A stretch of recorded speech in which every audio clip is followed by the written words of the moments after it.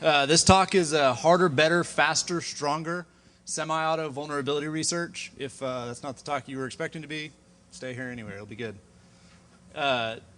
Lurene Grenier manages the analyst research team for SourceFire and is also an active developer on the Metasploit project.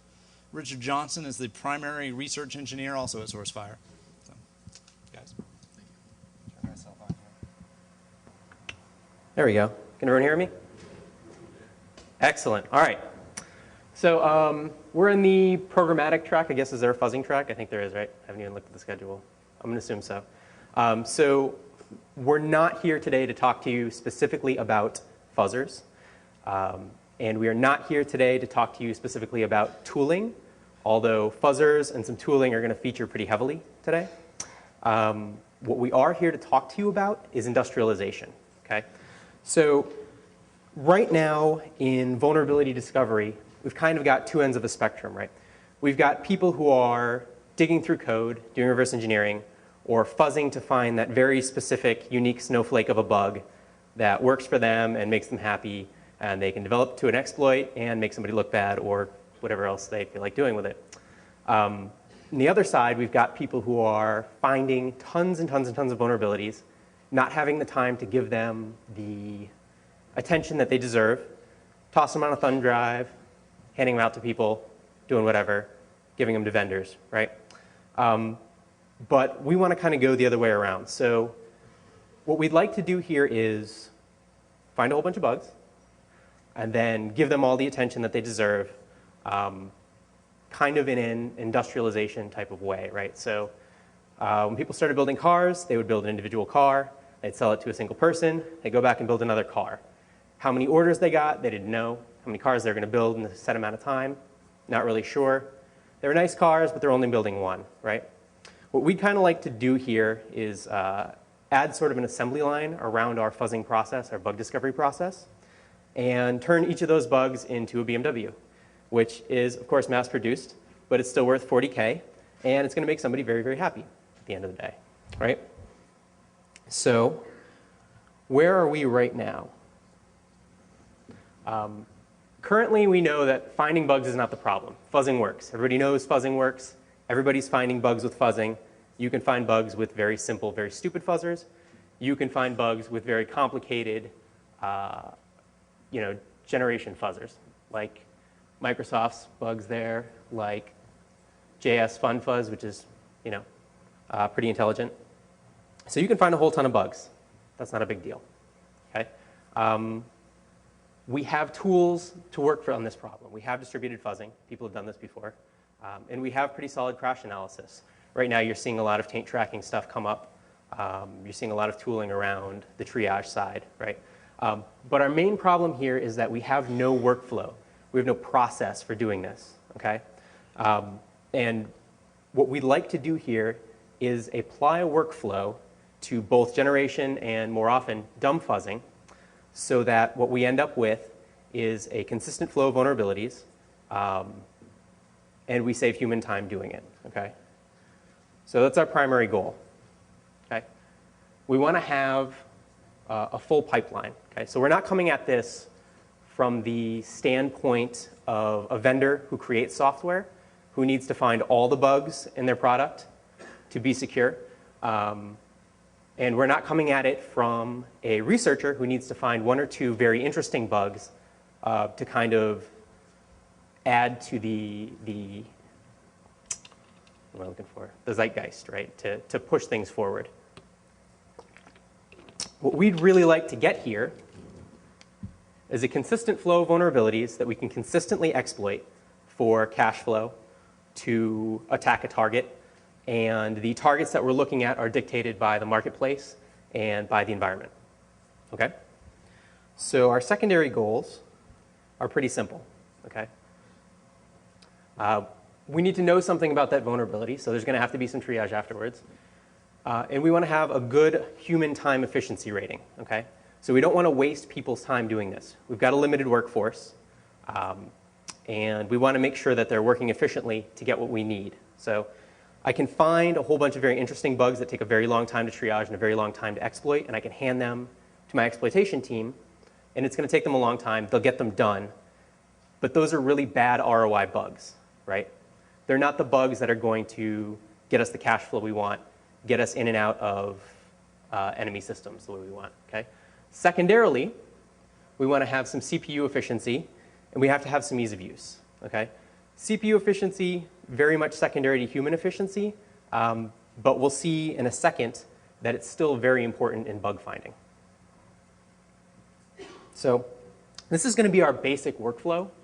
And as you can see there, we've got 3 in gray, attack surface analysis, input selection, fuzzing, okay? And those are separated from our triage set. And one of the things that we think is very, very important here is to separate that triage from the bug discovery, okay? Right now, you'll see a lot of people saying, 2 years ago, I fuzzed such and such a thing, and I found no bugs. That doesn't make any sense to me because it's a singular action, I fuzzed, right? What you have to do is continuously fuzz all the time and separate your bug triage from that. So it's not like you fuzz and then you triage. You are always fuzzing and you are always triaging, okay? So what you'd really like to see up there is kind of a circle of attack surface analysis, input selection, and fuzzing. And triage is a separate thing done by a separate group of people afterwards, okay? And what we're going to try to do is figure out what we need to do to facilitate that continuous cycle of fuzzing and facilitate the separate triage from a different group. Okay. So as has been pointed out a few times, the most important factor in our bug discovery is going to be our input selection, right? We don't want to have fuzzing be an active thing. It's got to be passive, okay? So what we need to do is have a very easy way to bring CPUs into this.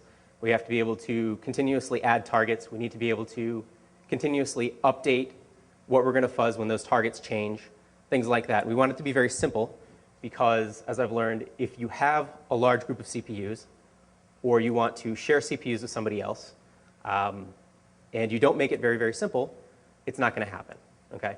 People are going to take their machines back from you. They're not going to set things up at night to do the fuzzing that you've asked them to do. So ideally, what we'd like to be able to do is hand someone a VM and say, every night when you go home from work, hit the play button. Every day when you come in the morning, hit the pause button. End of story. We're all done, okay? So it's got to be completely automated on that side. Okay, so while we're doing this fuzzing in a continuous fashion, we'd like to be able to triage in a totally separate area. Okay, so when we do this triage, we don't want to triage every single bug. Okay, we want to be able to select for our understanding of the bug. And we'll talk about a little bit more on what that means and how it changes over time a little bit later when we really get into it. But what we'd ideally like to be able to do is get all the data we can out of the original crash so we're not replicating work, and have enough data for somebody to be able to say, I'm interested in type of bug X, Y, and Z. I understand it. I can work with it easily within my group. Let's go there and get all those bugs out of the database as they've been changing over time and go off and do our triage process. Okay?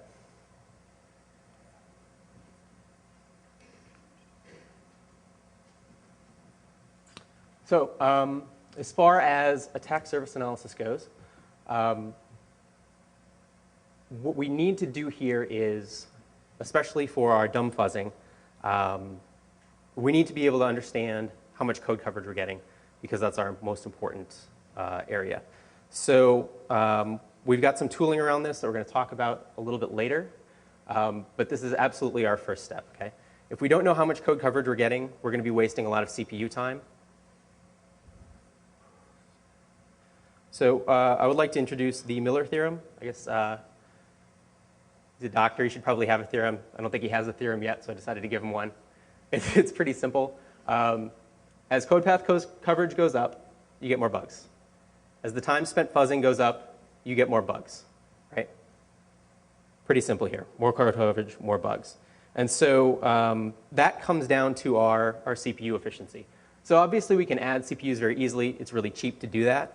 But our main problem here is that if we're not efficient in it, that time spent fuzzing is going to go down. No matter how many CPUs we have, we're reproducing work, so it's not useful, right? It doesn't actually go into the theorem because it's reproduced. Okay. So how do we obey that theorem? We have to be able to easily, in an automated fashion, select inputs to maximize code coverage. And we have to easily set up a framework that maximizes uptime. Okay? And those are going to be our two goals when we build our tooling here. So we've been talking a lot about mutation as something that's very human efficient, right? But of course you can do both, right? As you set up the first cycle of your mutation fuzzing, the people who set up your mutation fuzzer, who are starting to understand this format, need to begin building templates for their generation fuzzing, right? And those templates you're building for generation are going to be pushed back into your data set for triage later on. But there's no reason not to start mutation fuzzing while you're developing templates for generation fuzzing, right? There's absolutely no reason not to do it. It's been proven very, very recently that you can find a ton of bugs with very simple mutation fuzzing. And further, you can prove very easily that you're not reproducing work when you're doing mutation fuzzing, right? I can take my sample set, I can find my code path coverage, and I know that I'm exercising certain code paths, and I can stick to those, right? And it also means that later on, when I'd like to retest code when things change, I can go back to the same test cases for my mutation fuzzing and get that done very efficiently.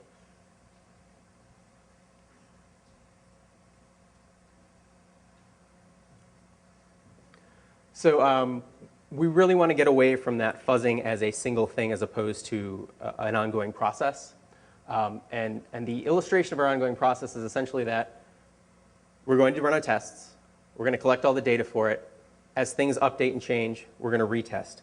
And when we're talking about retesting and things changing, we're talking about patching, new versions of software, being able to easily determine what's changed, and go back and cover all of those different code paths as they come up.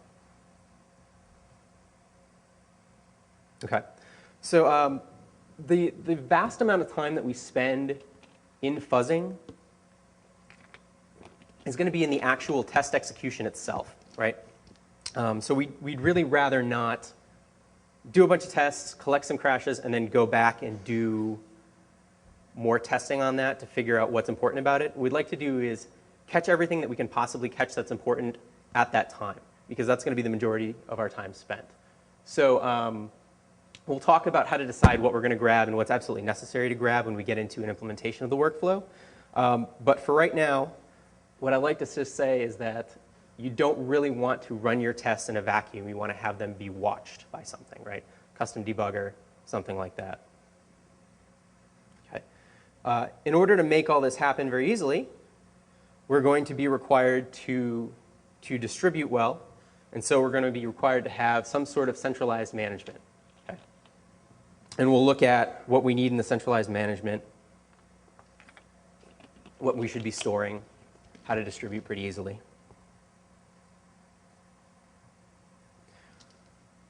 Another thing you'll see is people grab a whole bunch of crashes. They end up with crash dumps. They store their data like that, just kind of sitting around. Very, very difficult to get through. And for the triage group that's going to come back and look at this stuff, it's really not useful at all. So what we're going to try to do here is store all of the data that we possibly can in a searchable database that we never, ever get rid of. Okay? Storage is cheap. We want to store it forever because, as we'll see, you really never know what's going to be exploitable tomorrow. So a lot of the time you'll see the very first thing somebody does is go through and pull out all the null pointer dereferences. Throw them away, they're not useful, right? So if you get rid of all of those, you spent a 5-month fuzzing project, you get rid of all those crashes. Tomorrow, Dowd comes over with a paper that says, all the null pointer dereferences and action script are exploitable through this, this, this, and technique. You don't have them anymore.